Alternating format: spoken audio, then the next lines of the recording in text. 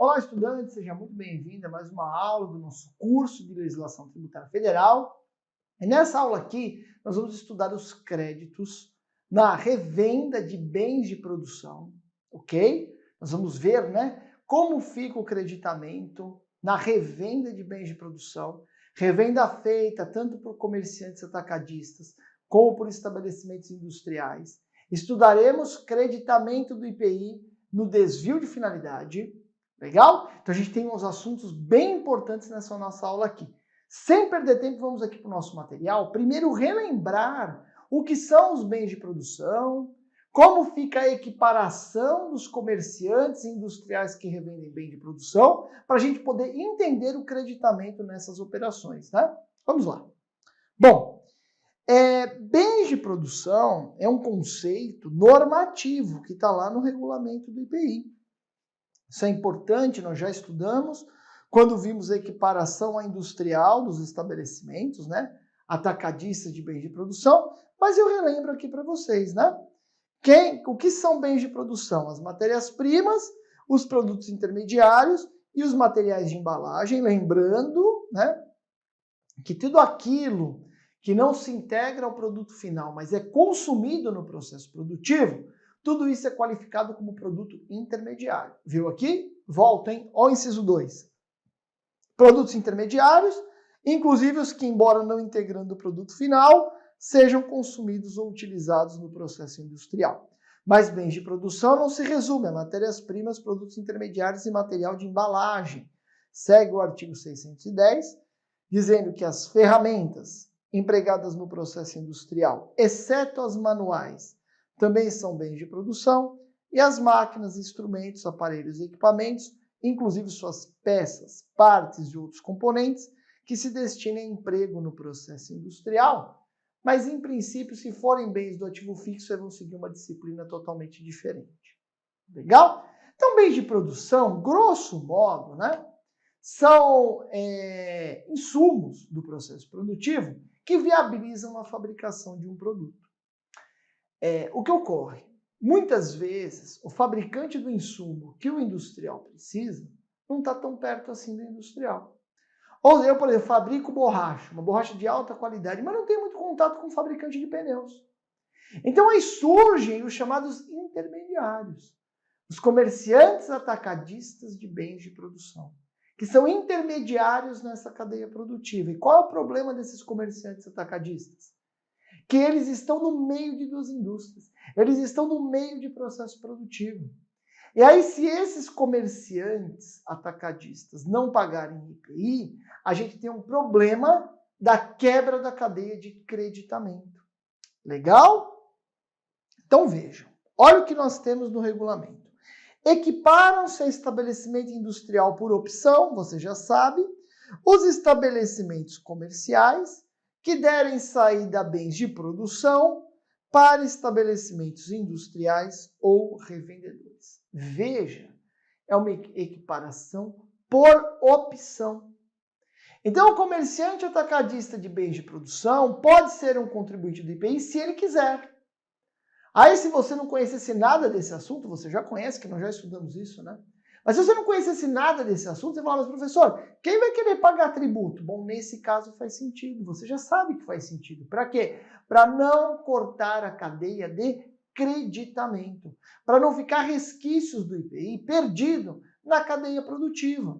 Legal? E aí, essa opção para ser estabelecimento industrial, já que nesse caso é uma equiparação por opção, depende de uma formalização perante a Receita Federal e é feita por meio de uma alteração no Cadastro Nacional da Pessoa Jurídica, no CNPJ lá daquele estabelecimento.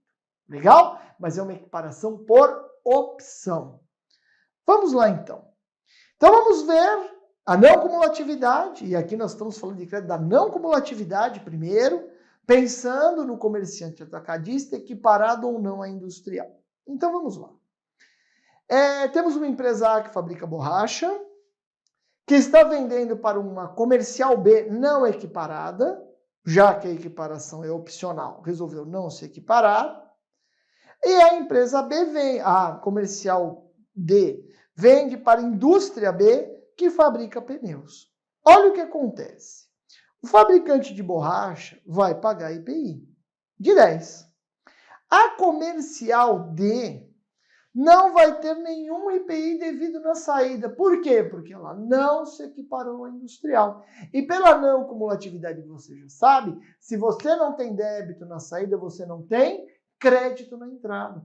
Então, aquele IPI pago na fabricação da borracha vai morrer na cadeia produtiva. Por quê? O fabricante paga e quem está comprando não se acredita. Legal? Então, vejam, ó. A empresa A vai pagar 10 de IPI, a comercial D vai pagar 0, veja que não deu menos 10, ela não tem o crédito, vai dar simplesmente 0, e a empresa B terá um IPI devido na saída de 40. E, portanto, se a gente somar os IPIs, vai dar um IPI de 50, o que mostra uma certa cumulatividade aí, né? Porque o certo é que o IPI, se eu somar todo o que o pessoal recolheu durante a cadeia produtiva, mais o último produtor, somando tudo, é para dar o último IPI daquele produto. Legal? Você vai dividindo, né? Todo mundo que vai produzindo alguma coisa já vai pagando, mas vai dando crédito para os demais. Nesse caso aqui não acontece isso. Por quê? Porque quem fabricou a borracha lá atrás não conseguiu transferir o crédito até o fabricante de pneus. Você já percebe que essa aqui é uma situação inadequada, uma situação ruim, que certamente vai encarecer o produto. Bom, aí nós vamos para a equiparação. A equiparação é opcional, mas neste caso, a comercial D resolveu se equiparar. E ao se equiparar, perceba que ela começa a ter um IPI devido na saída. Antes ela tinha um IPI de 0, porque ela era não equiparada. Agora ela tem um IPI de 18. Legal? Se ela tem IPI na saída, ela pode ter o crédito do IPI na entrada. Então, vamos ver o pagamento do IPI. A empresa A continua pagando os mesmos 10, já que eu não pus nenhum crédito para ela. A comercial D vai pagar 8, olha a não cumulatividade aí, né? Então, ela vai ter os 18 na saída da borracha, mas vai registrar um crédito de 10, né? Do IPI da aquisição da borracha, ela tem 18 na revenda da borracha. De IPI devido, já que ela é equiparada, mas ela tem um crédito de 10 lá, relativo à fabricação da borracha pela empresa A. E a empresa B vai ter o crédito dos 18, que é o valor, né, do IPI que consta da nota que ela comprou. A nota emitida pela comercial D vai ter um IPI de 18. Ela paga só 8, mas o IPI da operação é o total. Legal? Esse IPI que dá o crédito, né? E aí eu tenho, então, que a empresa B vai pagar 22. Somando todos os IPIs, agora deu 40, agora ficou legal. Agora, o último IPI do produto, que é de 40, foi dividido entre todo mundo que participou da cadeia de produção deste produto, inclusive o intermediário. Compreende? Nesse caso, o produto vai ficar mais barato, porque a carga tributária foi só de 40 e não de 50. Então, faz todo sentido do mundo, olhando o que nós sabemos até agora, que o atacadista de bens de produção se equipara à industrial para não cortar a cadeia de creditamento. Mas nessa aula aqui nós vamos ver que quando o atacadista de bens de produção não é equiparado à industrial, quem compra dele tem direito a calcular um crédito, mas é calcular um crédito, aí não é mais a não cumulatividade, tranquilo? Até agora nós vimos a não cumulatividade. E apenas pela não cumulatividade faz todo sentido que o comerciante atacadista de bens de produção se equipare à industrial para poder passar para frente os créditos de IPI nesta cadeia produtiva. Beleza? Muito bem. Bom, agora, e se quem revende esse bem de produção não é o atacadista e sim o industrial? Eu já te expliquei isso quando nós estudamos, né, os estabelecimentos equiparados à industrial, só te relembro agora, né? Quando quem está revendendo bem de produção não é um atacadista, não é o cara que vive do comércio, e sim um estabelecimento industrial que eventualmente está revendendo um bem de produção, é aquele cara que comprou um insumo para fabricar alguma coisa, mas viu uma oportunidade de vender esse insumo para outra indústria, uma oportunidade de mercado, né? Por exemplo, eu comprei borracha para fazer pneu de carro, mas não está vendendo carro nenhum, está vendendo bicicleta, mas eu não sei fazer pneu de bicicleta. Mas tem uma outra empresa que sabe e ela quer comprar borracha. Aí eu vendo a borracha para ela. Beleza? Quando quem realiza a comercialização do bem de produção é um estabelecimento industrial, esse estabelecimento já está acostumado com o IPI. Ele já tem os livros do IPI, ele já consta na Receita Federal como contribuinte do IPI, ok? Já está tudo montado. Nesse caso, não faz sentido dar opção. Porque para ele é evidente que vale a pena tributar a saída. Legal? Porque ele é um estabelecimento industrial, ele já está acostumado com tudo. No comerciante atacadista, se dá a opção, né, por ser um estabelecimento equiparado, industrial, uma equiparação por opção, porque há toda uma parte burocrática envolvida. Esse estabelecimento fala, pô, eu quero passar os créditos para os meus clientes, mas para fazer isso, eu vou ter que ter livro de IPI, eu vou ter que ter crédito, vou ter que ter todo um controle em relação a isso. Beleza? Mas se é um estabelecimento industrial, não tem nenhuma burocracia adicional. Aí o que diz o regulamento? Olha lá. Os estabelecimentos industriais, quando derem saída matéria-prima, produto intermediário e material de embalagem, adquiridos de terceiros, com destino a outros estabelecimentos, para industrialização ou revenda, serão considerados estabelecimentos comerciais de bens de produção e obrigatoriamente equiparados à industrial em relação a essas operações. Beleza? Então é só o comerciante atacadista de bens de produção que tem a opção de se equiparar à industrial. Se for um estabelecimento industrial, não tem opção. Ele está imediatamente equiparado quando revende bens de produção. E aí a gente vê um exemplozinho aqui, né? Olha lá. Aqui tem uma equiparação obrigatória. Porque quem está revendendo a borracha aqui é um fabricante de pneus, que no caso acabou não fazendo pneu, acabou revendendo a borracha para a empresa B, que é um fabricante de pneus. Vendeu borracha talvez até para um concorrente. Tranquilo? Beleza? Não precisa ser nem de outro ramo, né? Nem de outro setor. Não precisa eu fabricar pneu de carro e para quem eu vendo fabricar pneu de moto ou de bicicleta. Não. Pode ser que eu comprei borracha para fabricar pneu de carro e vendi essa borracha para outra empresa que também fabrica pneus para carros. Legal? Então, olha lá. Tem o IPI de 10 aqui na borracha da empresa A, né? Vamos aqui para o nosso exemplo. Ó. O IPI de 10 na borracha da empresa A vai pagar uma guia de 10. Esses 10 vão virar crédito para o industrial D, né? O industrial D vai ter crédito em relação a isso. Portanto, o industrial D vai pagar apenas 8 de IPI, né? Porque ele tem crédito na entrada, já que ele tem débito na saída. Beleza? E a empresa B, que fabricou os pneus, vai pagar apenas 22, os 40 da saída que ela promove, menos os 18, que é o IPI incidente sobre a borracha. E, portanto, aqui também está tudo tranquilo. A cadeia produtiva deu 40 do mesmo jeito. Está tudo resolvido. Legal? Agora, lembra que eu te falei que quando o comercial, atacadista de bens de produção, não se equipara a industrial, é dado um crédito para o seu cliente? Existe na legislação do IPI um crédito para quem compra bens de produção de atacadista não equiparado à industrial. Eu posso calcular um crédito. Então, em função desse crédito calculado, às vezes o atacadista de bens de produção nem tem muito estímulo a se equiparar, não. Por quê? Porque a lei criou um crédito a mais. Não é o crédito da não cumulatividade, é um crédito a mais. Legal? Vamos ver as características desse crédito, que não é a não cumulatividade. Olha lá. É um crédito calculado na aquisição de bens de produção vendidos, né, por um atacadista não equiparado. Olha o que diz o artigo 227 do RIP. Os estabelecimentos industriais e os que lhes são equiparados poderão ainda creditar-se do imposto relativo à matéria-prima, produto intermediário e material de embalagem adquiridos de comerciante atacadista não contribuinte. Então, é o atacadista não equiparado a industrial, ok? Se ele fosse equiparado, ele seria contribuinte do IPI.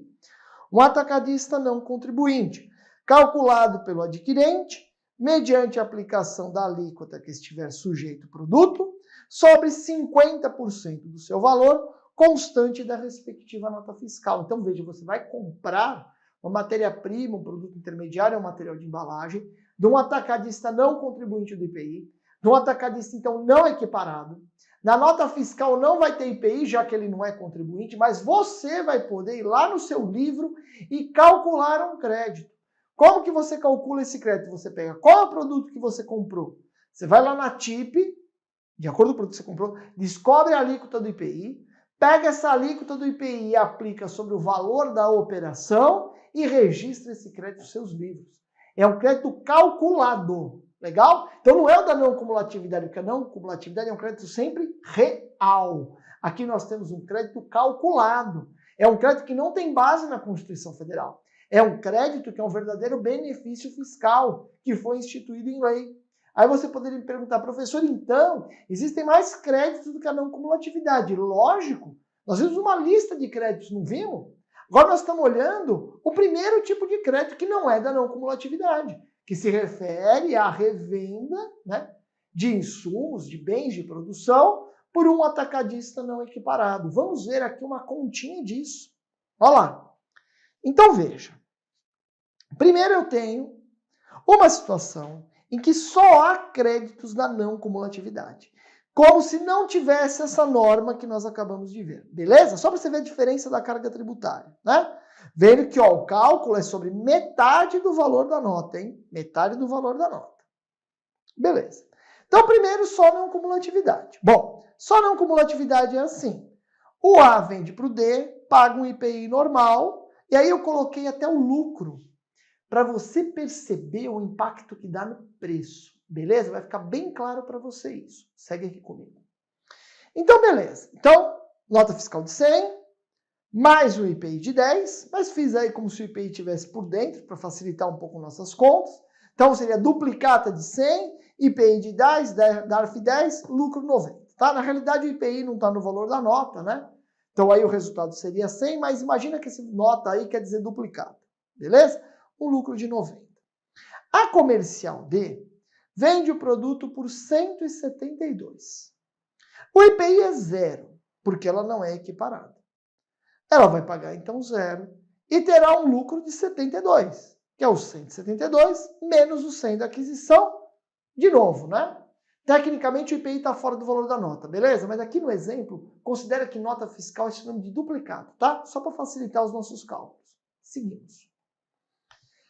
A empresa D quer ficar com R$78, no seu com R$78.000, por exemplo, de lucro, e para isso ela vai ter que vender o produto a 312. Por quê? Porque ela vai pagar um IPI de 20% sobre o pneu, esse IPI vai dar 62, então ela vai pegar 312, vai ter que pagar um IPI de 60, né? Então vai dar aqui 252, vai tirar o custo de aquisição de 172 e vai dar o lucro de 78. Portanto, o IPI total da cadeia produtiva deu 72, 62 pagos pela empresa B e 10 pagos pela empresa A. O produto foi a 312, porque as empresas querem manter o mesmo lucro de 240. Agora, se a gente puder calcular um crédito, agora a empresa B vai calcular o crédito permitido por ela ter comprado de um comerciante atacadista não equiparado. Então veja o crédito da empresa B, como que é? Pega metade do valor da nota, então 172 dividido por 2 vai dar 86, e multiplica pela alíquota do IPI do produto que foi adquirido. Ah, professor, mas como eu vou saber aqui qual é o IPI da borracha? Como você vai saber? Olha a operação feita anterior, que já está aqui na tua tela, nota 100 e IPI 10. Beleza? Entende que nota aí você entenda como duplicata para facilitar os nossos cálculos. Então, você chegou no crédito de 8,60. Portanto, a empresa B não vai pagar tanto de IPI na saída. Se ela não vai pagar tanto de IPI na saída, ela pode vender mais barato, mantendo a mesma margem de lucro. Veja, olha aqui. Ela vai, em vez de vender o produto a 312, ela vai poder vender o produto a 301,75. Porque vai pagar um IPI de 20% do mesmo jeito, 60,35. Vai ter IPI devido na saída. Ela vai pagar 51,75 só de IPI, em vez do que ela pagava antes, que ela pagava, vamos voltar aqui, ela pagava antes 60, agora ela paga 51,75, beleza? E essa empresa vai conseguir vender, então, o produto mais barato para o consumidor, porque a carga tributária foi reduzida. Então você percebe a relevância de se permitir o crédito do IPI nessa aquisição, né, de insumos, quando quem está vendendo é um atacadista não equiparado. Quem acabava pagando o pato no final das contas é a última pessoa que compra. No final das contas é o consumidor. Veja, antes o produto chegava aqui para a empresa C a 312. Legal? Chegava a 312. Com IPI aí de 62, né? O DARF está 60, seria 62. O IPI total de 72, que vai todo direto para cobrar do consumidor. Agora que eu dei esse crédito, veja que teve um impacto maior ainda. Caiu o preço 10,25, porque o IPI incide sobre o valor final. Se conseguisse passar o crédito inteirinho, se não fosse 60, fosse 10, o produto seria vendido exatamente a 300. Legal? Beleza? Que não passou o crédito inteiro, então ficou um pouquinho mais de 300. Eu queria que você percebesse que permitir esse crédito, que parece uma vantagem para aquela empresa que está comprando, na realidade é uma vantagem para todo mundo que está depois na cadeia produtiva. Porque barateia o produto já que reduz o seu custo. Porque deixa o IPI que foi pago anteriormente repercutir, ainda que de alguma forma, né, no adquirente. Beleza? Então guarda isso para sua prova. É o crédito calculado sobre a aquisição de insumos vendidos por um comerciante atacadista não equiparado à industrial. No material dessa aula, eu expliquei isso aí também para você, sugiro que você leia, vai te ajudar bastante. Legal? Muito bem. Né? E há uma redução do preço, é o que eu tinha comentado com você, né? Acaba reduzindo o preço, permitir esse direito ao creditamento. Bom, vamos a mais um tipo de crédito. Então, vimos, né, na aquisição de bens de produção. Vamos falar da Zona Franca de Manaus e veremos um pouquinho mais ainda nesta aula aqui, né? Ainda outro crédito do IPI. Bom, olha na Zona Franca de Manaus, olha a disciplina que nós temos. O envio à Zona Franca de Manaus de produtos fabricados no Brasil equivale a uma exportação. Então, quando eu estou vendendo alguma coisa para a Zona Franca, é como se eu estivesse exportando. A disciplina jurídica é essa. O que diz a legislação do IPI? Que na exportação, o exportador tem direito a manter o crédito. Não é o crédito da não cumulatividade, porque na não cumulatividade tem que ter débito para ter crédito. Na não cumulatividade, tem que ter IPI devido na saída para eu ter crédito do IPI incidente na entrada. Na exportação não tem IPI devido na saída, mas para a gente não exportar tributo, porque se eu não permito o crédito do exportador, o exportador vai exportar mais caro, legal? Então, como eu não quero exportar tributo nem de forma reflexa, permite-se que o exportador mantenha o crédito do IPI dos insumos que ele adquiriu para fabricar o produto exportado. E no caso da Zona Franca de Manaus, já que as operações que eu faço com a Zona Franca é como se fosse uma exportação, eu vou poder manter créditos também. Compreende? Veja aqui comigo. Olha onde está essa ideia, né? De que as operações com a Zona Franca têm que ser tratadas como se fosse uma exportação. Vem lá do DL 288, um decreto-lei velhinho, né? Força de lei. Artigo 4º. A exportação de mercadoria de origem nacional para consumo ou industrialização na Zona Franca, veja, até fala de exportação, né? Como se lá fosse outro país, né? Ou reexportação para o estrangeiro, será para todos os efeitos fiscais constantes da legislação em vigor, equivalente a uma exportação brasileira para o estrangeiro. Então, você está fazendo uma operação com a Zona Franca de Manaus, é como se você estivesse exportando. Compreende? Beleza? Então, você vai ter direito de manter o crédito. Veja. Olha lá. A empresa A fabrica borracha, vende para a empresa B, também aqui no Brasil, fora da Zona Franca. A empresa B manda a borracha lá para a Zona Franca e manda a borracha com o IPI 0, porque há isenção no envio de insumos lá para a Zona Franca. E depois na Zona Franca é fabricada a motocicleta e também a saída, né, é com IPI zerado. Veja como ficam as coisas. Olha o livro de apuração da empresa B. A empresa B não tem débito, mas tem direito de manter o crédito, porque a operação feita pela empresa B equivale a uma exportação. porque ela mandou o produto para a Zona Franca de Manaus. Legal? Então, veja, ela não tem débito, porque ela dá uma saída para a Zona Franca com isenção de IPI, mas mesmo assim ela pode manter o crédito. Olha lá o IPI de 1 incidente na borracha como crédito da empresa B. A empresa B vai fechar aí com 1 de crédito. Legal? A empresa C, que está na Zona Franca, não vai ter nem débito nem crédito. Legal? Ela não tem débito, porque ela tem direito da saída da Zona Franca com isenção de IPI, e ela não tem crédito porque ela adquiriu um insumo sem IPI. Beleza? Mas ela é um estabelecimento industrial em princípio, porque ela faz produtos no campo de incidência do IPI. Se for na TIP, você acha ela motocicleta. Tranquilo? Aqui no caso está com 0, porque goza de uma isenção. E a concessionária, obviamente, não tem IPI, né? Por que a concessionária não tem IPI? Porque a concessionária não é industrial e nem equiparado, então nem há que se falar em livro de apuração do IPI aí pela concessionária.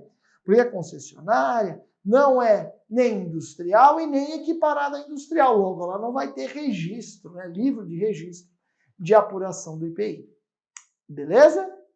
Bom, para a gente fechar essa nossa aula aqui, tá faltando, né, a gente falar sobre o desvio de finalidade, que eu já dei uma pincelada até em aula anterior para você, mas agora falo com um pouquinho mais de detalhe. Veja, o artigo 226 do RIP. Os estabelecimentos industriais e o que lhes são equiparados poderão creditar-se do imposto pago sobre produtos adquiridos com imunidade, isenção ou suspensão, quando descumprida a condição, em operação que dê direito ao crédito. Então, como eu te falei, você comprou um determinado produto com isenção, com suspensão com imunidade, ou seja, não teve IPI pago. Normalmente, há uma destinação esperada disso que você comprou. Você desviou a destinação, deu uma destinação diversa, qual é a consequência? Você vai ter que pagar o IPI que deixou de ser pago. E se você vai pagar o IPI que deixou de ser pago e você tiver uma saída tributada pela não cumulatividade, você tem direito de crédito, ok? Então, esse crédito é um crédito na não cumulatividade. Vejamos aqui um exemplozinho, ó, gráfico, né? Olha lá. Uma empresa jornalística ou editora adquiriu papel com imunidade. Então, lá uma nota fiscal de 10, na aquisição de papel, mais um IPI 0. E aí essa empresa jornalística ou editora resolveu, em vez de fazer um jornal ou um periódico, resolveu fazer uma agenda. E aí deu saída com IPI, nota fiscal de 30, um IPI de 3. Imunidade? Corta, lógico que não. Não tem imunidade nessa saída, já que a saída não foi nem do livro, nem do jornal e nem de um periódico, tanto que tem um IPI devido. Aí vejam, a empresa jornalística editora terá que recolher o IPI incidente sobre o papel adquirido, porque ela desviou a sua finalidade. E ao realizar esse pagamento do papel, do IPI do papel, e vai pagar com multa e juros, porque vai estar em atraso, ela vai ter direito de se creditar do IPI principal. Multa e juros não, já que ela promoveu uma saída posterior tributada. Então veja como vai ficar. Essa empresa terá um livro de apuração do IPI, vai registrar o débito lá de 3, né? Ela não tem imunidade nessa operação, ela tem um IPI devido de 3, mas terá um crédito de 50 centavos. Como eu calculei esse crédito? Olha lá a alíquota do papel, quando não é para livro, jornal e periódico, 5%. Valor de aquisição, 10. 5% de 10, 50 centavos. Legal? Então, quando ocorre o desvio de finalidade, o IPI se torna devido por quem promoveu o desvio, esse alguém que promoveu o desvio vai ter que pagar esse IPI. Realizando o seu pagamento, essa pessoa que promoveu o desvio de finalidade pode se creditar, desde que ela tenha promovido uma operação posterior tributada. Nós vamos estudar direito a acreditamento nas saídas isentas ou com alíquota 0 e veremos também o crédito presumido de IPI, que pode ser registrado pelas indústrias exportadoras que apuram o PIS, PASEP e a COFINS no regime cumulativo. Bom, você lembra que pela não cumulatividade, o direito ao creditamento do IPI é condicionado. Condicionado ao quê, professor? Condicionado a uma saída posterior tributada. Então, pela não cumulatividade, só há direito de crédito se houver débito na saída. Lembrando que a não cumulatividade tem sede constitucional, ok? Olha lá aqui no nosso material, né? Condições de creditamento na não cumulatividade. Tem que ter aquisição de um produto, no caso de um equiparado, ou um insumo, no caso de uma indústria, com IPI. Tem que ter um IPI devido na entrada e necessariamente tem que ter um IPI devido na saída, seja na revenda do produto, se estivermos falando de um equiparado industrial, seja na saída do produto industrializado com a utilização daquele insumo adquirido e tributado pelo IPI. Então, pela não cumulatividade, só há direito de crédito se houver débito na saída. Legal? Tem que ter débito na entrada, né? E também débito de IPI na saída. Tem que ter IPI na entrada e IPI na saída para que o estabelecimento possa registrar o crédito. Bom, ocorre que muitos industriais reclamavam da impossibilidade de creditamento quando adquiriam insumos tributados pelo IPI, mas fabricavam um produto isento ou com alíquota zero. Diziam esses industriais que a impossibilidade de creditamento de IPI na aquisição de insumos para a fabricação de um produto tributado pelo IPI fazia com que o benefício fiscal da isenção ou da alíquota zero tivesse uma eficácia apenas parcial.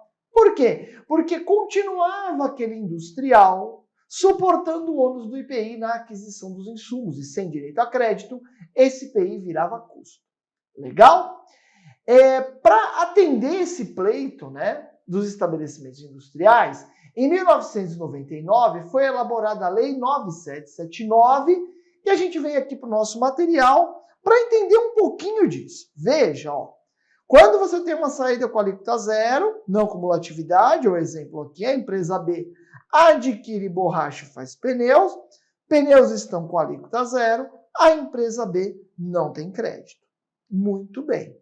Veio, então, a Lei 9779, permitir o direito de crédito na aquisição de insumos pelas indústrias que deem saídas tributadas. E veja, esse crédito não se confunde com a não cumulatividade, porque a não cumulatividade condiciona o registro do crédito a uma saída tributada, a uma saída com IPI devido.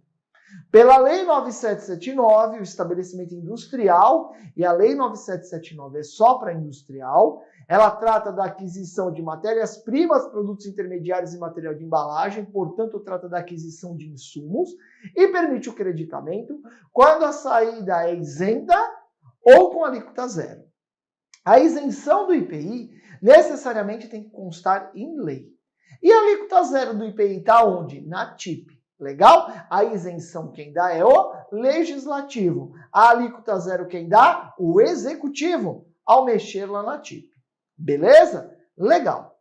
Bom, veja uma decisão do Supremo Tribunal Federal exatamente sobre a Lei 9779 e demonstrando que essa lei não se confunde com o princípio da não cumulatividade. Olha o que disse o Supremo Tribunal Federal. Questão de acreditamento, isenção, operação antes da Lei 9779. Olha o que disse o Supremo. A ficção jurídica prevista no artigo 11 da Lei 9779, que é o artigo que permite esse creditamento em saídas isentas ou com alíquota zero, não alcança a situação reveladora de isenção do IPI que a antecedeu. Ou seja, esse benefício de registrar créditos quando a empresa, a indústria, né, promove uma saída isenta ou alíquota zero, é apenas para as operações realizadas após a Lei 9779. Por quê? Porque a Lei 9779 veio estabelecer um verdadeiro benefício fiscal, ok? O direito de se creditar, o industrial se creditar, quando promove uma saída isenta ou com alíquota zero, não se confunde com a não cumulatividade. Beleza? É um benefício fiscal, é um crédito adicional e, portanto, se é um outro crédito, tem que seguir a disciplina da lei que o instituiu. Ok? E o Supremo já pacificou esse entendimento. Então vamos lá agora aplicando a Lei 9779. Aquele mesmo exemplo que a gente viu da não cumulatividade. A empresa B adquire borracha e fabrica pneus e promove a saída desses pneus para a empresa C com o IPI zero. Pela não cumulatividade, nós vimos que a empresa B não teria nenhum direito de crédito. Por quê? Porque como ela dá uma saída com IPI zero, não tem IPI devido na saída, não há crédito. Mas pela Lei 9779, a história é diferente. Olha lá, pela Lei 9779, mesmo que o débito seja zero, tá vendo aí o lado devedor do livro de apuração do IPI, com zero, é permitido à empresa B registrar o crédito do IPI incidente sobre a aquisição do insumo. Lembrando de novo que é um benefício fiscal e, portanto, só vale a partir da Lei 9779 em diante. Como eu já falei para você, esse crédito é para os estabelecimentos industriais, porque o artigo 11 da Lei 9779 permite o direito de creditamento, né, das matérias-primas, produtos intermediários e materiais de embalagem adquiridos. Logo, os estabelecimentos equiparados não têm direito a este crédito. Veja aqui um exemplo. Aqui nós temos um equiparado, né? Então a empresa B não adquiriu mais borracha para fazer pneu, e sim adquiriu um pneu para revender. Imaginando que nessa operação a empresa B estivesse equiparada à industrial, a empresa B teria IPI devido na saída. Ora, olha o que ocorreu. Entre o momento da aquisição e o da revenda, foi concedido um benefício fiscal a esse pneu. Olha lá, o benefício fiscal concedido após a aquisição do produto por B. Portanto, apesar de ter IPI na entrada, o mesmo produto, na hora que sai, tem um IPI zero. Nesse caso, a empresa B vai ter direito de crédito? Resposta, não. O crédito da Lei 9779 somente vale para os estabelecimentos industriais. Não vale para os equiparados, ok? Eu te aconselho a dar uma olhadinha no material de apoio da nossa aula, que eu fiz um exemplo numérico para você, mostrando por que a isenção do IPI ou a alíquota zero do IPI no meio da cadeia produtiva causa cumulatividade. Dá uma olhadinha aí no seu material de apoio. Legal? Muito bem, então aqui é sem crédito, né? Sem crédito. Por quê? Porque os equiparados não têm direito de crédito pela Lei 9779, sendo que a Lei 9779 somente permite o crédito pelos estabelecimentos industriais quando promovem a saída do produto que fabricaram, né, com o IPI devido, aliás, promovem a saída do produto que fabricaram com o IPI isento ou alíquota zero e tiveram incidência do IPI na aquisição dos insumos. Beleza? Essa é a regra da Lei 9779. Veja que a Lei 9779 não se refere a qualquer saída com IPI zero. A Lei 9779 restringe a sua aplicação a saídas isentas ou alíquota zero. Agora, eu posso ter uma saída que não paga IPI porque eu estou dando saída num produto NT ou porque eu estou dando saída em um produto imune. Nesses casos, há direito de creditamento? Não, pela Lei 9779, não há direito de creditamento. Veja aqui comigo, ó. Nesse caso, eu tenho uma empresa jornalística ou editora adquirindo aí tintas para fabricar o jornal, né? Teve um IPI de 10 na aquisição dessas tintas e fabricou, né, um jornal ou uma revista. A Lei 9779 permite o crédito quando a saída é imune ou não tributada? A resposta não. A Lei 9779 somente vale para saídas isentas ou alíquota zero. A lei é clara nesse sentido, ok? Então, nesse caso aqui, não há crédito. Legal? Muito importante você lembrar disso para a sua prova. Esse quadrinho está aí no seu material. Muito bem. Então, há direito de crédito nas saídas isentas ou alíquota zero. Agora, tem um tipo de saída que é imune não pelo produto, e sim imune pela operação. De que operação eu estou falando? Da exportação. Veja, as exportações não têm direito de crédito pela Lei 9779, porque as exportações não são isenções e nem alíquota zero. As exportações são imunidade pela operação. Seria muito ruim no nosso ordenamento jurídico se numa cadeia de um produto a ser exportado restasse resquícios de IPI no custo do produto, porque isso encarece o produto e a gente estaria exportando tributo. Isso não é muito inteligente de se fazer. Legal? Então, O nosso ordenamento jurídico garante aos industriais exportadores o direito de manter o crédito do IPI relativo às aquisições dos insumos.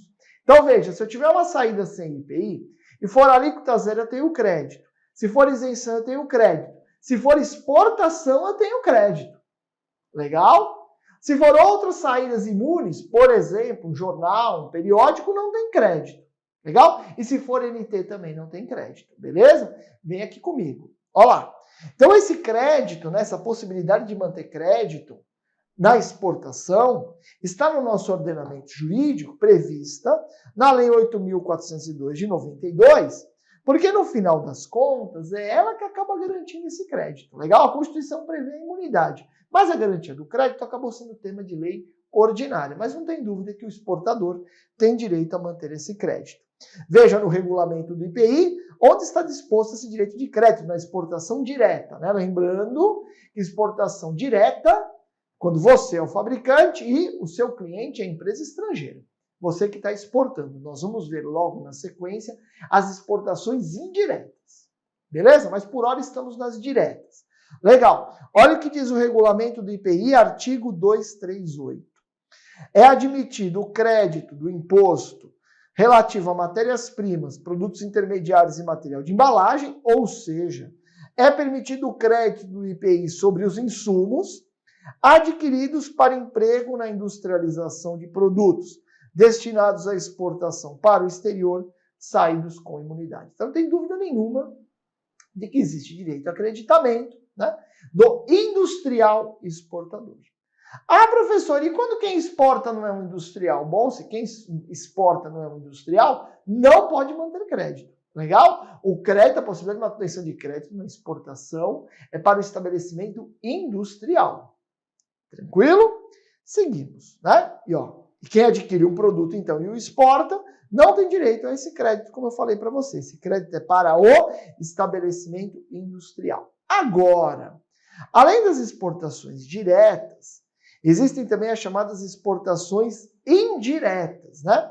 Vamos ler aí o caput do artigo 239 e eu te explico um pouquinho sobre isso. Olha o que diz o artigo 239. É admitido o crédito do imposto relativo às matérias-primas, produtos intermediários e os materiais de embalagem. Então, de novo, estou falando de estabelecimento industrial.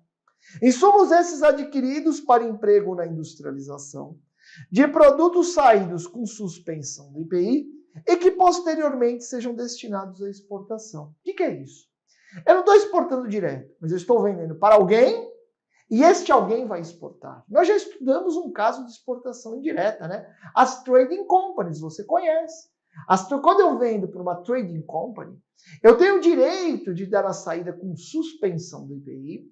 E se a trading company exportar em até 180 dias, aquela suspensão se converte em isenção.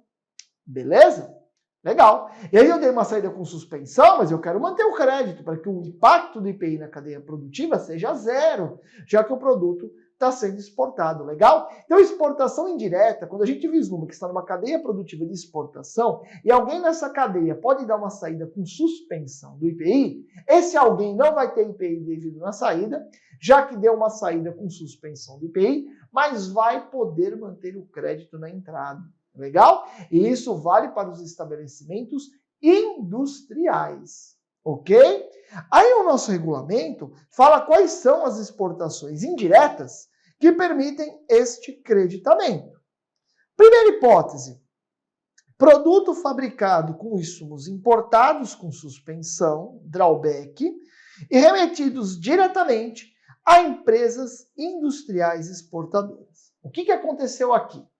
Você importou algo do exterior com benefício fiscal, o drawback, você não pagou os tributos devidos do desembaraço aduaneiro. Por que existe o drawback?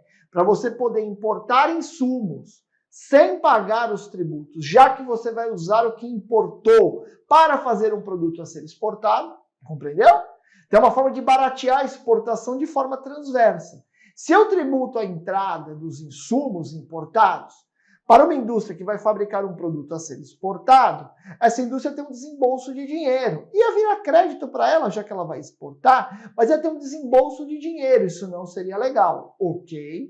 Então, O regulamento do IPI permite que haja o desembaraço aduaneiro sob amparo de drawback sem pagar os impostos aduaneiros, inclusive o IPI, e quando o produto é exportado, aquele drawback está resolvido. Legal, o que aconteceu aqui no nosso exemplo? Alguém realizou uma importação por meio do drawback e fabricou um produto, mas não exportou ele direto, mandou para outrem. Vem aqui comigo, ó. Eu fabriquei um produto com insumos importados pelo drawback, suspensão, ou seja, eu não paguei nada. E remeti diretamente a uma empresa industrial exportadora, ou seja, eu fabriquei um insumo, com o insumo importado, eu fabriquei um insumo e vendi para uma indústria exportadora. É uma indústria dentro do Brasil que exporta muito. Então, nesse caso, eu vou dar uma saída com suspensão para essa indústria que exporta muito, para não onerar a cadeia produtiva com o IPI, e mesmo assim eu posso manter o crédito. Do desembaraço aduaneiro, do IPI do desembaraço, não, porque eu desembaracei com suspensão de eventuais outras aquisições que eu fiz no mercado interno tributadas para fabricar esse produto que está indo para um industrial exportador. Eu estou na cadeia da exportação, entende? Eu importei um insumo, fabriquei um produto, mandei para uma indústria exportadora brasileira que vai usar aquilo que eu fabriquei como insumo e fabricar um outro produto a ser exportado. Por isso que eu posso dar a saída com suspensão e manter o crédito do IPI. A segunda hipótese você já conhece. São aquelas vendas realizadas para comerciais exportadoras ou recintos alfandegados, né? Então você está fazendo a operação, não direto exportando, mas para alguém que exportará, né? Nós já estudamos isso bastante quando vimos as trading companies, as comerciais exportadoras. Então você fabrica um produto, vendeu para a trading company, você dá saída com suspensão, mas pode manter os créditos do IPI relativos às aquisições dos insumos utilizados nesta industrialização. Por fim, duas hipóteses bem parecidas, né? Você também tem direito de manter o crédito do IPI quando você fabrica um insumo ou um produto para fabricação ou emprego / consumo a um produto a ser exportado por terceiro. Ou seja, aqui você está fabricando algo que vai ser um insumo para o terceiro que vai exportar o produto que foi fabricado. Tranquilo? Então entenda assim, ó. Nas exportações indiretas, eu estou na cadeia produtiva da exportação, a ideia é que haja direito de crédito de IPI quando você adquirir algo tributado pelo imposto. Legal? Essa é a ideia das exportações indiretas, mas veja que o regulamento tratou apenas destas 4 modalidades. E aí eu fiz um quadrinho resumo para você dos créditos, permissão de créditos na legislação do IPI, quando temos saídas não oneradas por esse imposto. Então veja, a exportação direta tem crédito? Tem, porque nós não queremos exportar tributo. Legal. E as exportações indiretas, que nós acabamos de ver? Exportação indireta tem crédito? Bom, em regra, sim. Em regra, o regulamento acabou prevendo 4 hipóteses que nós acabamos de ver, né? Se a gente tiver uma outra hipótese, não vai ter direito ao creditamento, mas em princípio as hipóteses que ocorrem são essas que nós vimos, né? Ou você importa alguma coisa ao amparo de drawback, vende o que você fabrica para alguém que vai usar como insumo de um produto a ser exportado, ou você vende para uma comercial exportadora, ou você fabrica com insumos nacionais um produto que será usado na industrialização por outro, né? De um produto a ser exportado. Legal? Mas é em regra porque o regulamento restringe a essas 4 operações. Bom, e se minha saída for para a Zona Franca de Manaus? Nós vimos na aula passada que as saídas para a Zona Franca de Manaus são equivalentes à exportação. Nós temos lei dizendo exatamente isso no nosso ordenamento jurídico. Portanto, uma saída para a Zona Franca é como se fosse uma exportação. Nas exportações não tem direito de manter o crédito? Tem? Então na Zona Franca de Manaus também tem. Beleza? Por conta desse tratamento aí idêntico, né, ao das exportações. Bom, isenção em alíquota zero. Sim, tem direito de crédito, mas só a partir da Lei 9779. Portanto, sim, mas não desde a Constituição de 88, apenas a partir da entrada em vigor da Lei 9779, que ocorreu em 1º de janeiro de 1999.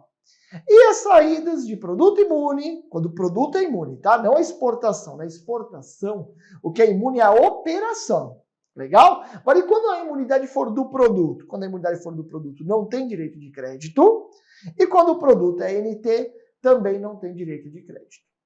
Beleza? Então, por exemplo, pega uma refinaria de petróleo, né? Os combustíveis, né, são todos imunes na legislação do IPI. Então, quando dá saída em um combustível, nós temos a refinaria fabrica um produto NT, ok? Fabricando um produto NT, a refinaria não tem crédito nenhum. Então, ela adquire, por exemplo, enzimas, né, para catalisar as reações químicas em cima do petróleo, não vai ter direito de crédito. Beleza? Porque ela fabrica um produto NT. Muito bem. Vamos a mais um crédito. O crédito presumido na exportação. Qual é o problema que originou este crédito na legislação? O problema surge quando o exportador é tributado pelo PIS e a COFINS no regime cumulativo. Porque nesse caso, haverá valores de PIS e COFINS que vão ficar perdidos na cadeia produtiva e isso vai necessariamente encarecer a exportação. Então esse é o problema. O PIS e a COFINS são tributos que o contribuinte pode estar no regime cumulativo ou no regime não cumulativo. Não é que nem o IPI, que é sempre não cumulativo. O PIS, PASEP e a COFINS podem ser cumulativos ou não, depende. Quando o exportador é do regime não cumulativo do PIS e da COFINS, está tranquilo. Porque tudo que ele compra, ele tem crédito. Aí ele exporta, tem imunidade e mantém o crédito. Então dá 0 a 0. É que nem o IPI. Quando o exportador adquire insumos tributados pelo IPI, ele registra o crédito. Ele exporta, ele pode manter o crédito e depois ele compensa. Ok? Agora o problema surge quando o exportador está no regime cumulativo de PIS e COFINS. Porque aí, quando ele adquire alguma coisa no mercado interno, quem vende para ele paga PIS e COFINS, mas ele, exportador, não vai registrar o crédito, porque ele é do regime cumulativo. Legal?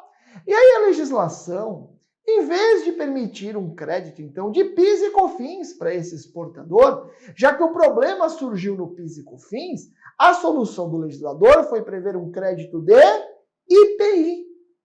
Olha lá, qual é a solução? Permitir que o estabelecimento fabricante exportador registre um crédito de IPI para compensar a perda de créditos de PIS e COFINS na cadeia produtiva. Você fala, professor, mas que loucura! Por um problema do PIS e da COFINS, e nós vamos ver número, tá? Você vai entender numericamente o problema. Por conta de problema de cumulatividade do PIS e COFINS, o legislador deu um crédito presumido de IPI. Por que não deu um crédito direto de PIS e COFINS? Por quê? Porque o legislador só queria dar o crédito para os estabelecimentos industriais. Compreende? Só o industrial tem direito a esse crédito. Se fosse dado no PIS e COFINS, ia acabar abrangendo tanto o industrial quanto o equiparado. E o legislador não queria isso. Legal? O legislador queria pegar apenas o estabelecimento industrial. Veja aqui, olha o que eu pus. Permitir que o estabelecimento fabricante exportador registre esses créditos de IPI. Muito bem, né? Os comerciais que realizam exportação não têm direito a este crédito. Bom, veja como está na lei. A empresa produtora e exportadora de mercadorias nacionais fará jus a crédito presumido do imposto, do IPI, já que nós estamos no RIP, como ressarcimento do PIS e COFINS, incidente sobre as respectivas aquisições no mercado interno do quê? De matéria-prima, produto intermediário e material de embalagem para utilização no processo produtivo. Veja, o crédito é de estabelecimento industrial.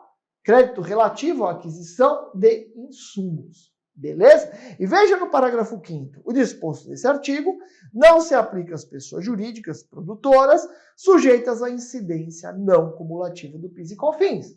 Porque quem está no regime não cumulativo não tem resíduo nenhum. Porque tudo que foi pago na cadeia produtiva vai virar crédito do exportador. Tá? E não tem sentido dar nenhum crédito adicional. Legal? Esse crédito presumido de IPI por conta do PIS e COFINS é apenas para os estabelecimentos industriais exportadores que apuram o PIS-PASEP, né? São irmãozinhos, PIS-PASEP e a COFINS no regime cumulativo.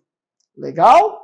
Né? E ele é calculado, um ponto importante, pela matriz, pelo estabelecimento matriz do exportador, já que ele é calculado, mas é possível a transferência interna. O estabelecimento exportador pode, né, esparramar esse crédito dentro dos estabelecimentos da empresa de acordo com a sua utilidade.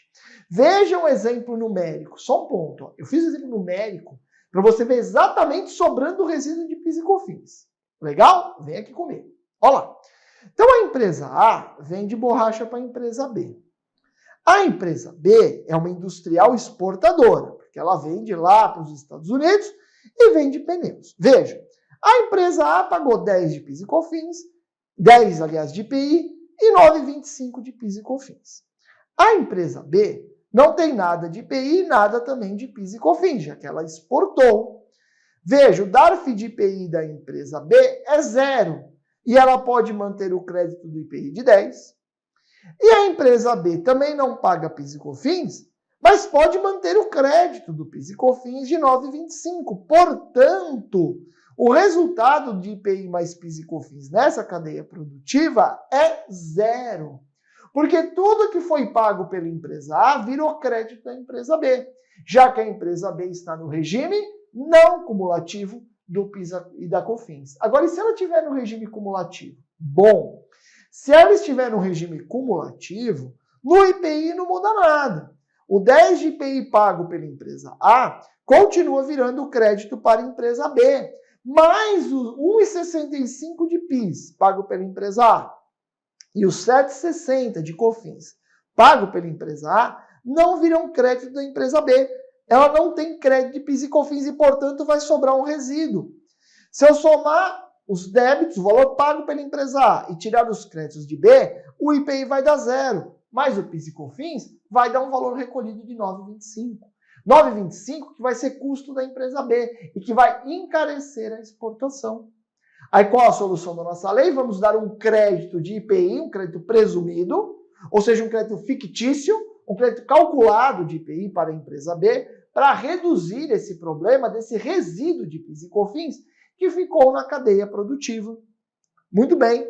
E aí, como que se calcula, né, esse crédito? Nós temos duas fórmulas. A primeira, você descobre a razão entre a exportação e a receita total, vê qual o percentual da exportação, multiplica pelos insumos, pelo custo dos insumos adquiridos, ou seja, você está calculando aí o valor dos insumos relativos à exportação e aplica um percentual de 5,37%. Ah, professor, então pode ser que não bate exatamente com o PIS e COFINS pago para quem vendeu para a indústria exportadora? Com certeza. O PIS tem alíquota de 1,65, a COFINS de 7,6. No regime não cumulativo, quem está vendendo, né? Se for do regime cumulativo, é 0,65 de PIS e 3 de COFINS. Então, o crédito não é calculado de acordo com a alíquota do PIS e COFINS de quem vendeu para o industrial exportador. Tem um percentual absoluto colocado na lei. Agora, tem uma segunda forma de cálculo, alternativa, né? O crédito presumido é calculado de acordo com um fator. Esse fator é de 0,0365, ou seja, 3,65%, né? Que é o percentual do regime cumulativo de PIS e COFINS. E você faz uma proporção entre a receita de exportação e a receita total, menos os insumos, menos os combustíveis, menos a energia elétrica. Legal? E para isso você tem que ter uma contabilidade de custos. Eu não coloquei aqui na nossa aula nenhum exemplo numérico, mas no seu material você tem. Então pega o material, dá uma olhadinha no exemplo numérico que eu coloquei lá para você, calculando o crédito de PIS e COFINS por ambos os métodos, tanto pelo primeiro quanto pelo segundo. Bom, falta, para a gente terminar essa aula, falar do crédito presumido em exportação indireta. Então veja, nós já vimos que o exportador tem direito de crédito de PIS e COFINS, presumido, né? Crédito presumido de IPI, quando ele exporta, está apurando o PIS e COFINS no regime cumulativo. Ele pode calcular um crédito presumido de IPI. Agora, e se a minha exportação não é direta? E se eu estou fazendo aquelas exportações indiretas, vendendo para trading companies, ou fabriquei um produto com drawback, vendi para alguém que vai exportar o produto que ele vai fabricar? E aí? Eu também vou poder calcular o crédito presumido de IPI em função de eu estar no regime cumulativo do PIS e da COFINS? E a resposta é sim. Esse crédito também vale para as exportações indiretas. Olha lá, havendo a venda para uma comercial exportadora, e esse é o relevante, né, para o nosso estudo, o fabricante sujeito à sistemática cumulativa do PIS e COFINS tem o direito de registrar o crédito presumido. A comercial exportadora, nesse caso, vai ter a responsabilidade pelo IPI devido na aquisição do produto e pelo crédito presumido. Por quê? Porque a comercial exportadora compra com suspensão do IPI, beleza? E ela tem o dever de exportar em até 180 dias, aí ela não tem que pagar nada. Mas se ela não exportar em até 180 dias, seja porque ela vendeu no Brasil, seja porque ela perdeu o prazo de 180 dias, seja porque ela teve o produto furtado, roubado e tudo mais, a industrial exportadora tem o dever de pagar o IPI suspenso lá do fabricante quando mandou o produto para ela e terá também o dever de pagar, recolher esse crédito presumido de IPI. Beleza? Só para a gente fechar aqui, né? Olha lá. Quando que a comercial exportadora tem responsabilidade? Quando passa 180 dias e ela não exporta, quando revende no mercado interno ou quando ocorre a destruição, furto ou roubo. Então, olha lá, graficamente para a gente fechar essa aula. A indústria manda sempre suspenso para a comercial exportadora. Se a comercial exportadora não exporta de 180 dias, está lá com o produto, o IPI suspenso tem que ser recolhido e o crédito presumido de IPI também vai ter que ser recolhido. Mesma lógica se o produto é revendido no Brasil ou no caso do produto ser destruído, furtado ou roubado. Os créditos de IPI em devolução e retorno, créditos do IPI em operações com empresas optantes do Simples Nacional e estudaremos a disciplina do crédito extemporâneo do IPI. Antes da gente ir para o nosso material, eu já te convido a ler o material de apoio dessa aula. Vai te ajudar bastante. Legal? Bom, a gente começa aqui falando do crédito de IPI em devoluções/retornos, e aí eu já chamo a sua atenção para o artigo 229 do RIP, que prevê o seguinte: é permitido ao estabelecimento industrial ou equiparado a industrial creditar-se do imposto relativo a produtos tributados recebidos em devolução ou retorno, total ou parcial. Bom, você já sabe que o fato gerador do IPI ocorre na saída. Então, é possível que você promova a saída tributada de um produto pelo IPI e que, eventualmente, pelas vicissitudes da operação comercial realizada, que este produto acabe retornando para você. Então, você mandou, por exemplo, em consignação, que é uma operação tributada pelo IPI, legal? O consignatário não vendeu o produto, ele devolve o produto industrializado para você. O que você tem direito, né, de registrar quando você recebe o produto de volta, o produto que saiu tributado?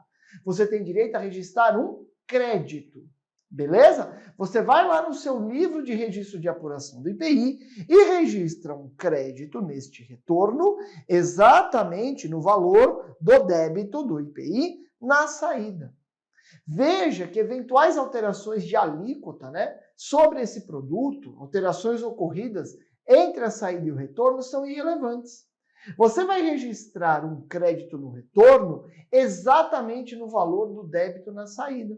Porque o produto acabou voltando para você, certo? Então você não tem que pagar nenhum IPI no final das contas em relação a esse produto. Essa é a ideia de permitir que você registre um crédito quando do retorno ao seu estabelecimento de um produto que saiu tributado pelo IPI. Legal? Muito bem. Essa é a disciplina dos créditos em devolução/retorno. Agora, e se por acaso o produto retornar não para o mesmo estabelecimento que promoveu a saída, e sim para outro estabelecimento da mesma empresa? Vamos ver o que está no regulamento do IPI. Olha lá. Se a devolução do produto for feita a outro estabelecimento do mesmo contribuinte, que o tem industrializado ou importado e que não opere exclusivamente no varejo. Por que tem essa ressalva? Porque você já sabe que estabelecimentos exclusivamente varejistas não são equiparados a industrial, nós já estudamos isso, seguimos aqui.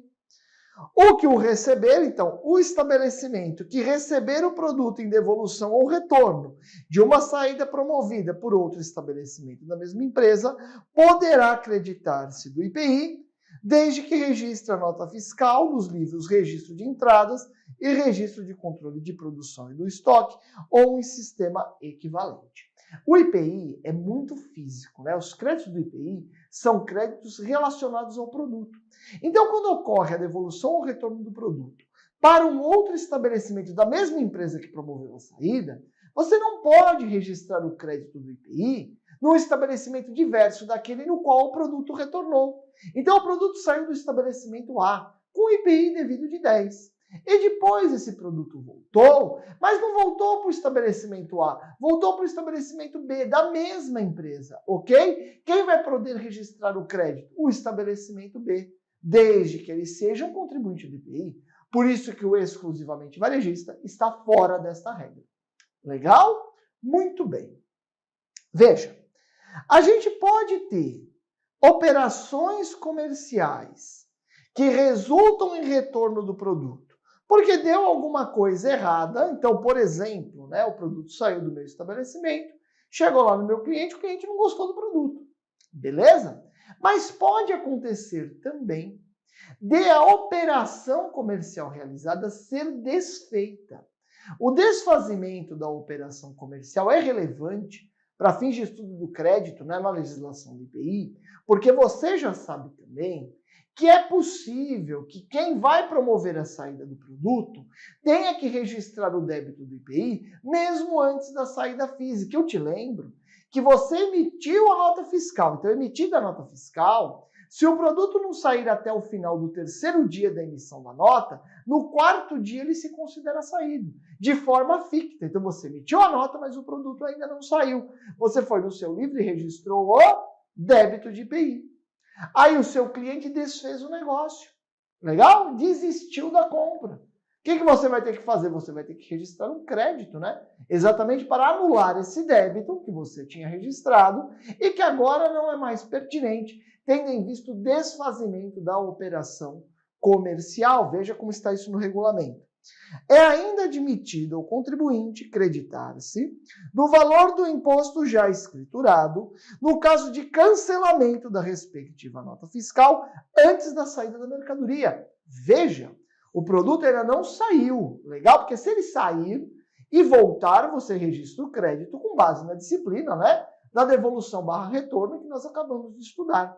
Agora, se você registrou o débito do IPI, porque você emitiu a nota antes da saída física do produto e a operação comercial foi desfeita, você tem direito a registrar um crédito de IPI nesta operação para anular aquele débito.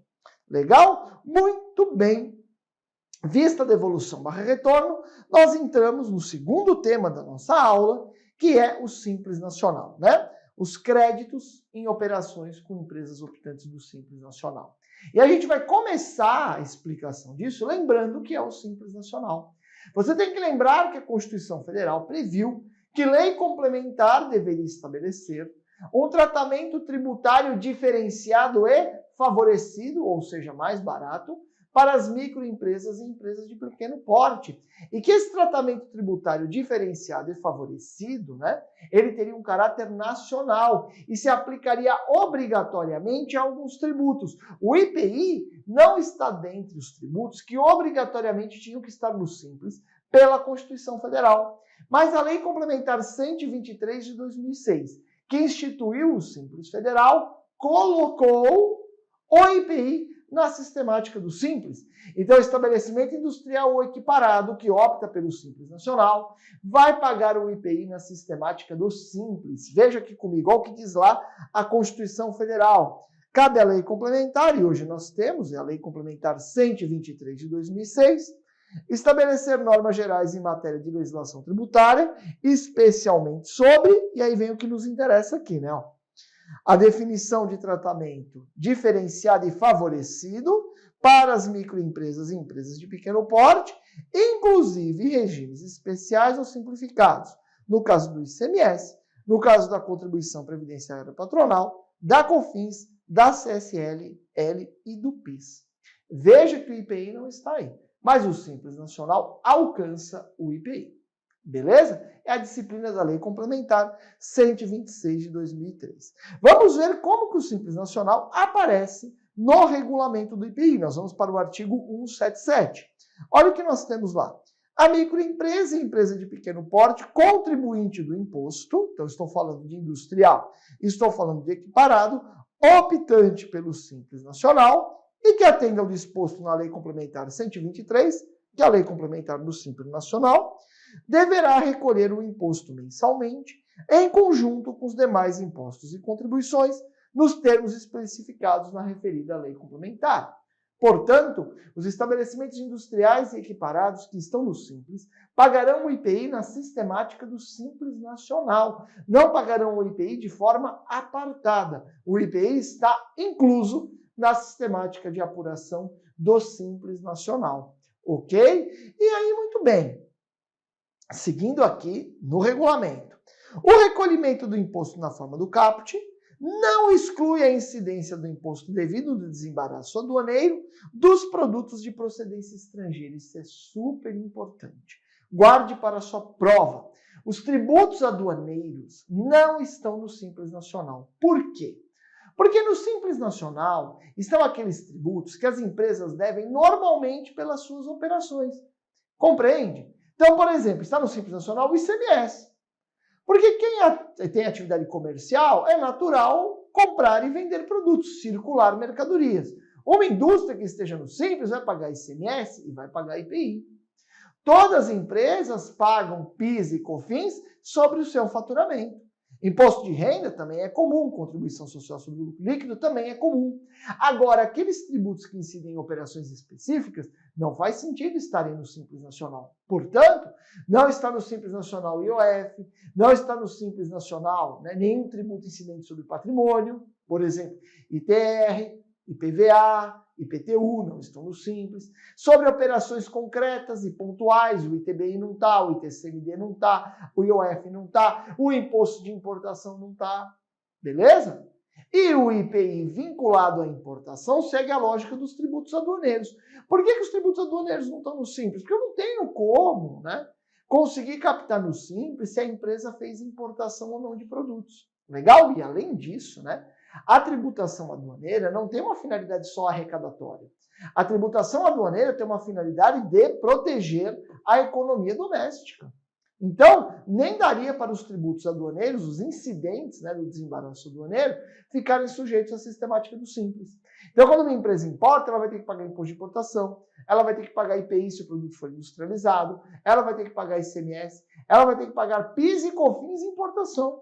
Na importação, não há nenhum tributo na sistemática do Simples Nacional. Ok? Beleza? Legal. Bom, aí vamos para as operações das empresas do Simples Nacional. Olha lá. Os optentes pelo Simples pagam o IPI no desembaraço aduaneiro de produtos industrializados, uma incidência normal, e os optantes pelo Simples, que realizam operações industriais, vão pagar IPI com base no faturamento, ou seja, vão pagar o IPI dentro do Simples e aí com alíquotas variáveis. Por que isso? Veja, você fez o desembaraço aduaneiro de um produto. Como que você vai saber quanto você tem que pagar de IPI? Bom, esse produto está relacionado na TIP. Você vai lá na TIP e vai ter uma alíquota. Você aplica a alíquota sobre a base tributável que você já conhece, né? Na importação é o valor aduaneiro mais o imposto de importação, mais os demais encargos cambiais. Ok? Então você vai definir o IPI no desembaraço aduaneiro como qualquer empresa define. Você vai lá na TIP, pega a alíquota e aplica sobre o valor tributável. Agora, quando estamos no mercado interno já, e portanto realizando uma saída dentro do Brasil por um optante do Simples Nacional, o IPI está dentro da sistemática do Simples. Eu já expliquei isso para você. E, portanto, o IPI vai ser pago dentro do Simples. Não importa a alíquota que está na TIP para aquele produto que você fabrica, se você é um industrial, ou que você revende, se você é um equiparado. O IPI estará dentro do Simples e será pago uma alíquota de IPI dentro da sistemática do Simples, que varia essa alíquota em função do faturamento que a empresa tem. Veja, pus aqui a tabelinha para vocês. Então, a gente tem, primeiro, uma tabelinha de faturamento, E aí a alíquota do Simples, de acordo com essa tabela de faturamento, é o faturamento dos 12 últimos meses anteriores. E na tabelinha de baixo nós temos o rateio, né? Daquilo que é arrecadado pela empresa do Simples, qual é o percentual que fica com a União a título de RPJ, qual é o percentual que fica com a União a título de contribuição social sobre o lucro, de COFINS, de PIS, de CPP, que é a contribuição previdenciária patronal, e, olá, o IPI. Legal? Veja que o IPI é 7,5% do valor arrecadado até a quinta faixa e na sexta faixa dá um salto. Por que o IPI dá um salto na sexta faixa? Porque na sexta faixa o ICMS está fora do Simples, ok? Então a União já não vai dividir com o Estado, então aí o rateio ficou um pouquinho diferente. Legal? Beleza? Então, se você é uma indústria do Simples ou um equiparado industrial do Simples, você não vai pagar IPI nas saídas com base na alíquota da TIP. Você vai pagar de acordo com o Simples e haverá um rateio, como eu mostrei aqui no material para você. Beleza? Então, nós falamos de como se paga na saída. Agora, e a questão do creditamento? Né? Então, a empresa do Simples paga normal do desembaraço e quando promove a saída, seja ela industrial ou equiparado, paga o IPI dentro do Simples Nacional. Agora, e o crédito? O optante do Simples tem direito de crédito? Nunca. Os optantes do Simples Nacional não têm direito a creditamento. Você fala, professor, mas a Constituição garante pelo menos um crédito, né? A não cumulatividade. Como que uma empresa do Simples não vai ter a não cumulatividade? Veja. A empresa que vai ao Simples, ela opta pelo Simples. E se ela optou, ela casou com aquele regime, ok? Ela pode sair voluntariamente do Simples se ela quiser. Beleza, mas enquanto ela estiver no Simples, ela tem que seguir todas as regras do Simples. Então, seria proibido, né, de acordo com a Constituição, se a gente tivesse só o Simples Nacional, porque o Simples Nacional não permite crédito, e aí feriria o princípio da não cumulatividade. Mas o Simples Nacional é uma opção. A empresa fica no Simples se ela quiser. Portanto, não há nenhum problema em as empresas optantes pelo Simples Nacional não terem direito de crédito na legislação do IPI. Ok? Muito bem. Então, os optantes do Simples não têm crédito, seja desembaraço aduaneiro, seja em aquisições que realizam. Agora, e quem trabalha com as empresas do Simples Nacional? Como que fica, né, a questão de quem adquire essas mercadorias fabricadas por um optante pelo Simples? Está aí no teu material, também não tem direito de crédito.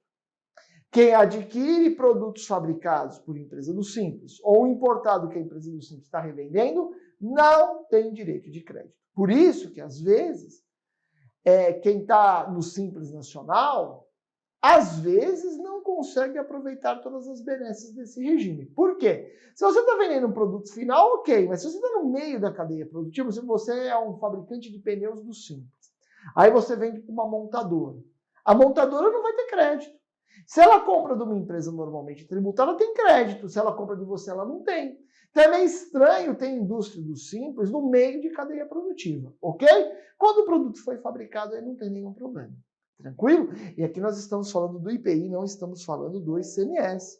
E veja aí, no próprio regulamento, né, do IPI, a disciplina relativa a essa impossibilidade de creditamento. Olha lá, as aquisições de produtos de estabelecimentos optantes pelo Simples, de que trata o artigo 177, não ensejarão às adquirentes direito à fruição de crédito do imposto relativo a matérias-primas, produtos intermediários e material de embalagem. Legal? Então, essa impossibilidade de creditamento está no regulamento do IPI, colocada com todas as letras. Beleza? Muito bem. A gente segue aqui.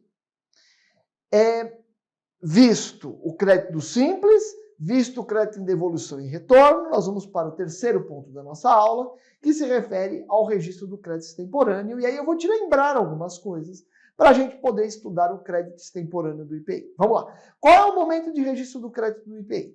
Bom, se eu estiver falando de uma aquisição dentro do Brasil, o crédito é permitido no momento da entrada, olha lá, está até em vermelhinho, a entrada do insumo nacional ou nacionalizado na indústria, ou do produto industrializado nacional nacionalizado no equiparado no estabelecimento do adquirente.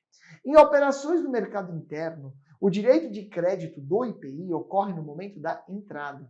O IPI é muito físico. Legal? Então esse é o momento inicial. A partir de quando você pode registrar esse crédito? Antes da entrada, se você adquiriu algo no mercado interno, você não pode registrar o crédito. Beleza. E se for, professor, uma importação, né? Só que antes disso, eu vou falar 2 detalhezinhos que eu separei para vocês aqui, ó. A nota fiscal simbólica e o produto adquirido para consumo e utilizado como insumo. Veja. O que é uma nota fiscal simbólica? Nota fiscal simbólica é a nota fiscal emitida para fins de controle na legislação do IPI, mas que não acompanha uma movimentação física do produto. Ok? Então, na legislação do IPI, nós temos as notas fiscais reais e as notas fiscais simbólicas. A nota fiscal simbólica é aquela que não acompanha o produto. Aí eu adquiri um produto e recebi uma nota fiscal simbólica. Aí você podia perguntar, mas por quê? Por exemplo, eu comprei um produto de uma empresa, mas estou com o meu estoque entupido. Aí eu falo para ela, ó, fica com o produto aí no seu estoque, tá? Eu não quero que você me entregue. Beleza, o cara emite uma nota fiscal para materializar a operação de venda, até porque os tributos são devidos. Mas a nota vai ser simbólica, já que não vai acompanhar o produto. Compreendeu? Beleza. Aí eu adquiri esse produto. Ele não chegou para mim fisicamente. Legal? Mas a nota veio. Eu tenho direito de crédito? Resposta sim. Mesmo que o produto não venha fisicamente para mim, se eu tenho uma nota fiscal emitida em meu nome, eu tenho direito de creditamento, lógico, desde que eu dê uma saída posterior tributada, né? A gente já sabe, né, quais são os créditos permitidos aí na legislação do IPI, né? Não cumulatividade tem que ser uma saída tributada, ou pode ser alíquota zero ou isento, ou pode ser exportação, tem várias hipóteses. Tranquilo? Mas então a nota fiscal simbólica permite o registro de crédito. Só que eu não posso falar que é no momento da entrada do produto. Vem aqui comigo. No caso de nota fiscal simbólica, qual que é o momento, né, do registro do crédito? É o recebimento da nota.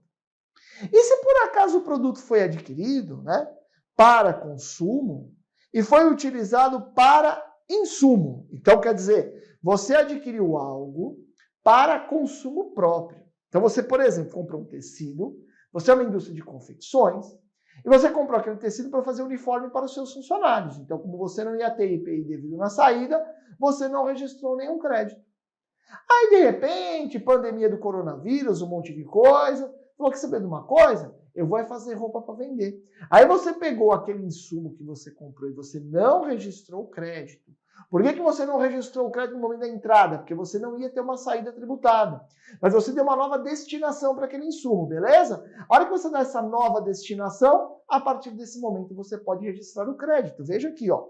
Produto adquirido para consumo e que acaba sendo utilizado como insumo no processo produtivo, o momento que ocorre essa redestinação, essa destinação diversa, é o momento a partir do qual você pode registrar o crédito. Tranquilo? Muito bem. Agora, seguimos aqui. E no caso das importações? Você já sabe que no caso das importações, o momento do registro do crédito pelo importador é o momento do pagamento do DARF, seja do insumo importado, você é um industrial, seja do produto importado a ser revendido. Eu já te expliquei isso, né? Que no caso dos produtos importados, como é o próprio importador que já paga o DARF, não tem nenhum problema em já registrar o crédito, tranquilo? Agora, se for adquirido no mercado interno, fica condicionado à entrada física. Legal? Então, aí você já sabe os termos iniciais. Agora, e se o crédito não for registrado nesse momento inicial? E se você dormiu no ponto e não registrou o crédito no momento da entrada do insumo nacional ou do pagamento do DARF? É possível registrar esse crédito depois? Sim, é o chamado registro extemporâneo, é o crédito extemporâneo do IPI, e esse crédito se submete ao prazo de 5 anos. Então, você pega aquele dia inicial, a partir do qual você podia registrar o crédito, e conta 5 anos. E veja um ponto importante em relação a isso. Por que o prazo é de 5 anos, professor? Porque existe um decreto antiguinho, lá de 1932, que estabelecia essa disciplina. Esse decreto aqui é muito famoso, tá? É o 20.910, né? O que ele diz? As dívidas passivas da União, dos estados e dos municípios, bem como, né, bem assim, todo e qualquer direito ou ação contra a fazenda pública, federal, estadual ou municipal, seja qual for a natureza, aí vai englobar o tributário, prescreve em 5 anos contados da data do ato ou fato do qual se originar. Como o CTN não tem uma regra específica para essa situação, a gente aplica a regra geral, que é a regra do decreto 20.910. Legal? Então, o prazo é de 5 anos contados do primeiro momento em que você podia registrar aquele crédito. Tranquilo? Muito bem. E o próprio decreto 20.910 traz essa ideia, isso também vem na jurisprudência, que o motivo desse seu atraso é irrelevante para fins da fluência do prazo. Veja o que eu pus aí para você.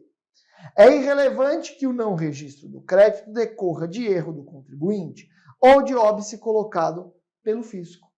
Legal? Então é irrelevante. Você podia falar, professor, mas se o óbice foi do fisco, não devia contar prazo contra o contribuinte. Não conta assim.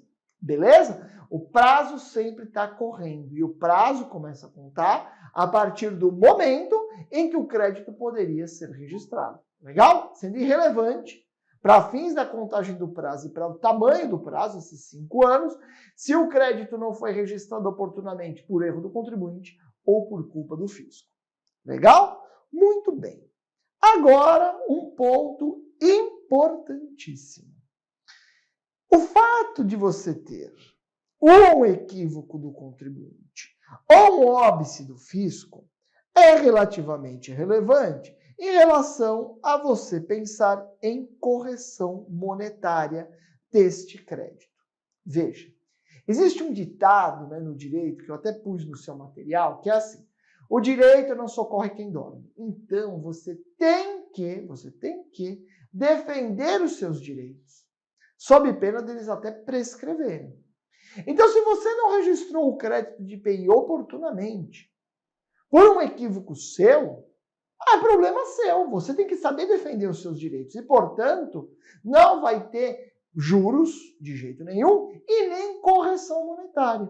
Você fala, mas por que não tem, professor? Porque a lei não previu.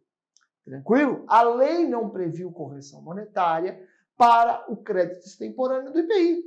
Porque a lei pensou que esse era um problema do contribuinte. Agora, pode ocorrer que esse crédito extemporâneo tenha origem em um óbice ao creditamento colocado pelo fisco. Então, por exemplo, o fisco soltou um parecer normativo, uma instrução normativa, uma solução de consulta dizendo, tal operação não tem crédito. E aí o contribuinte falou, então não vou registrar o crédito.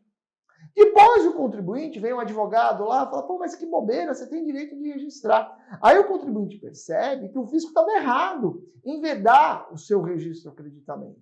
Esse contribuinte vai poder fazer o registro extemporâneo? Vai, naquele prazo de 5 anos. Mas veja, nesse caso, a culpa pelo atraso no registro do crédito não pode ser imputada ao contribuinte. A culpa nesse atraso é do fisco, que colocou um óbice ilegítimo ao creditamento. E nesse caso, parece justo que o contribuinte tenha direito à correção monetária. Legal? Vê aqui comigo. Olha lá, é uma súmula do STJ, né? A súmula 411. É devida a correção monetária ao creditamento do IPI quando há oposição ao seu aproveitamento decorrente de resistência ilegítima do fisco. Então veja, né?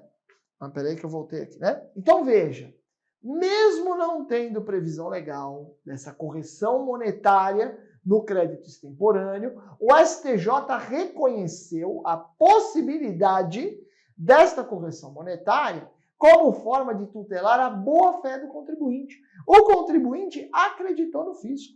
O contribuinte não registrou crédito oportunamente por culpa do fisco. Portanto, o fisco recebeu deste contribuinte valores a título de IPI que não era para ter recebido.